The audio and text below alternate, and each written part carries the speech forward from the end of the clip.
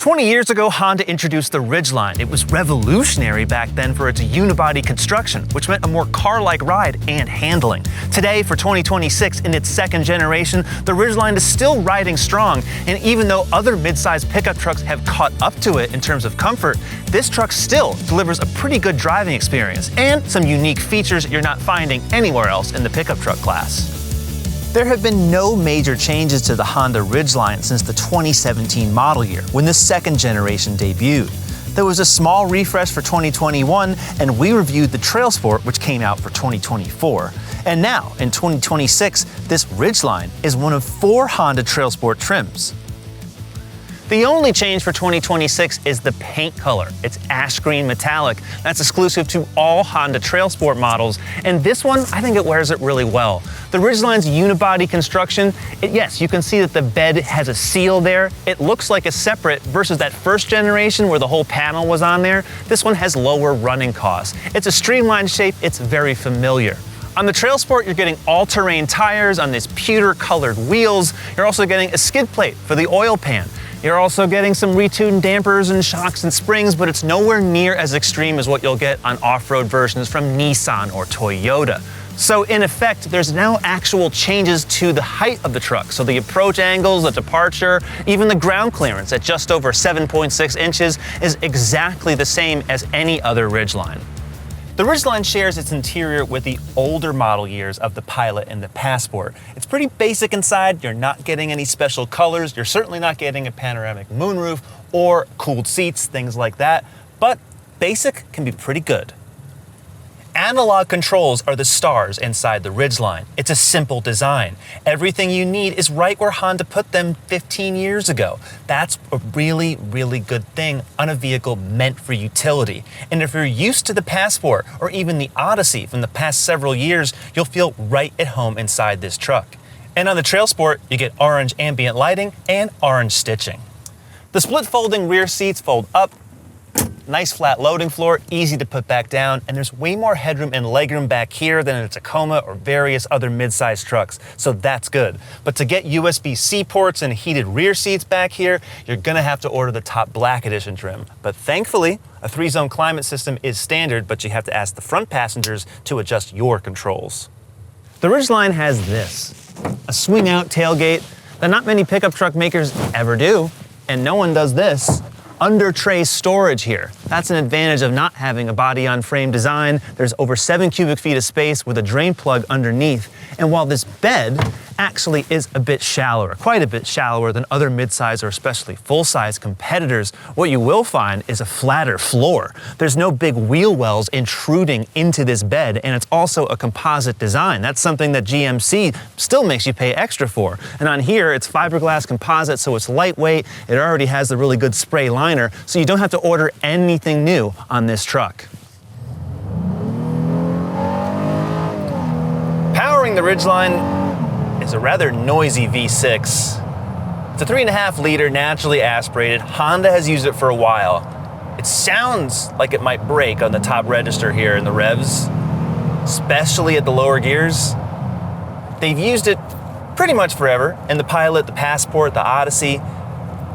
280 horsepower, 262 pound-feet of torque, a 9-speed automatic transmission, all-wheel drive. You get the Ridgeline one way only. But really, this engine is showing its age, both in terms of the response and the fact that it really just doesn't have the go or the shove of the newer turbo hybrid engines that you'll find in the Tacoma, or even the turbo 4-cylinder engines without hybrids in the GMC Canyon and the Chevy Colorado. I also like the response of Nissan's V6 and the sound better than this Honda. So for powertrains, it's not really all that competitive anymore. It moves, and it'll tow 5,000 pounds, which is good in the medium-sized truck market, right? That's fine. This is not full size. I do think the calibrations really could be improved, even using the existing hardware. The Ridgeline's biggest selling point, really the innovation, came 20 years ago when the first generation came out. It's a unibody construction as opposed to body on frame. And the whole body of the vehicle was essentially one piece. It was uninterrupted. The same type of design that you see Rivian now using in their R1Ts. The Ridgeline still has that. It might look like a traditional pickup truck even on the inside, but the benefits from the start was that it was based on the Honda Odyssey, which it still is. That means fully independent suspension, including in the rear, a sealed off cabin, and a quiet ride. Quiet and well riding, very comfortable. All of those things are still true on this Ridgeline. It's just that a lot of the light duty trucks, the bigger trucks, are feeling even quieter and riding better. And a lot of, too, the smaller trucks that this competes directly against in terms of price and size, they're also catching up. So a lot of the benefits that made the Ridgeline so appealing, a car-like demeanor at all times, the truck market has really caught on in the last 20 years, and the Ridgeline just doesn't stand out with these dynamics like it used to. Fuel economy is decent. You're getting in the high teens in the city, low 20s on the highway, and this TrailSport, because of those tires, slightly worse than the rest of the lineup. But on this TrailSport, the all-terrain tires are not noisy, and the vehicle still is generally easy to drive. It's quiet. The steering, I would say, also not as great as other models from Honda like the Pilot or the Passport.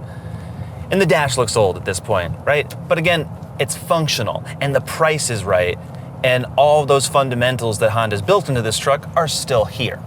Plus, Honda's all-wheel drive system, even though there's no low-range transfer case, there's no really fancy anything going on here except a special off-road mode. And really, this truck is not gonna take you anywhere far off-road other than just some minor dirt trails. But the all-wheel drive system on pavement is where it really shines because it uses mechanical torque vectoring on the rear axle. And that's something that no other pickup truck anywhere does to this level. It's not a limited slip, but it helps tighten that line when you're going around curves. And that would honestly help if you're trailering something, if you're basically having a loss of traction. It's good for that. And that's something that Honda and Acura have done on a lot of their performance vehicles. So the fact that it's on this pickup truck is a really unique and welcome feature. The brake pedal feel is reassuring. And this truck is generally light and it feels pretty good and confident. I like that. A 9-inch touchscreen is standard on every Ridgeline. This is Honda's older OS, so while it's still relatively easy to use, like with all the vehicle settings here, I do like this because they're all here, they're not in the instrument panel. But Honda's newer system with Google built in, it definitely is faster and easier to use than this, especially in the navigation, which, as you can see, this is definitely okay, but not really in terms of usability where some of the newer systems truly are.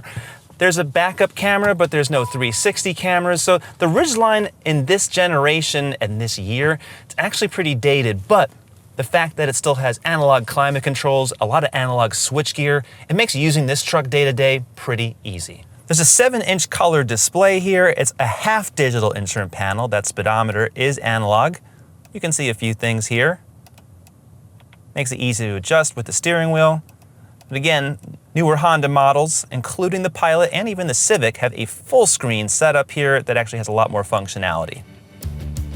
The 2026 Honda Ridgeline starts at $41,000. There are 6 trims. The one we tested with the extra ash green paint, the TrailSport, $48,000. The competitors, Nissan Frontier, Toyota Tacoma, Ford Ranger, and even some of the full-size trucks.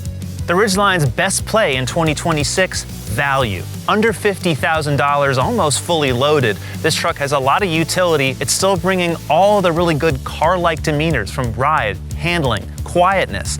The V6 engine and the 9-speed transmission, I think they're old. They really should use some more powerful, more engaging drivetrains, but this truck still, after all these years, is very analog, it's approachable. If Honda keeps this price right and all the other truck prices keep going up, I think they're gonna see sales increase even more. But what midsize pickup truck would you consider this year? Go to CarGurus.com, subscribe to the YouTube channel, and we'll see you next time.